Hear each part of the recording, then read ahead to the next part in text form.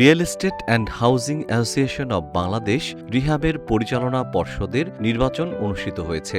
রাজধানীর ইন্টারকন্টিনেন্টাল হোটেলে ১৮ এপ্রিল সকাল ১০টা থেকে ভোট গ্রহণ শুরু হয়ে বিকাল ৪টায় শেষ হয়েছে।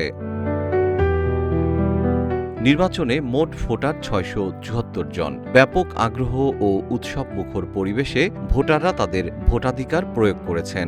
যথেষ্ট উচ্ছ্বাস, ভোটাররা খুবই আনন্দ উৎসবের সহিত ভোট প্রক্রিয়ায় অংশগ্রহণ করেছে। টোটাল ভোটার সংখ্যা হচ্ছে ৬৭৩, টোটাল ক্যান্ডিডেট হচ্ছে 88।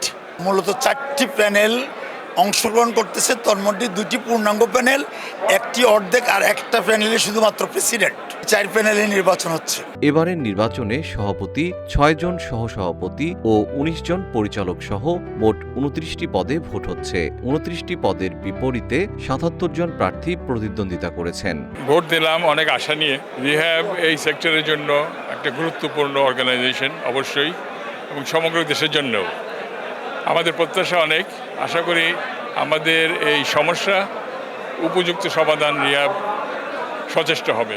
যারা নির্বাচিত হবে তারা যোগ্য প্রার্থী হবে এবং তাদের যোগ্যতাই আমাদেরকে এগিয়ে নিয়ে যাবে। নির্বাচনে 3টি প্যানেলকে ঘিরে মূল প্রতিদ্বন্দ্বিতা গড়ে উঠেছে।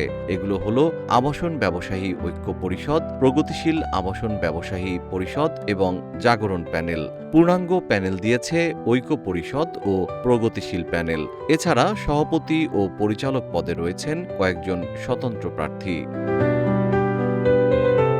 জিএম শিহাব, রূপালী বাংলাদেশ।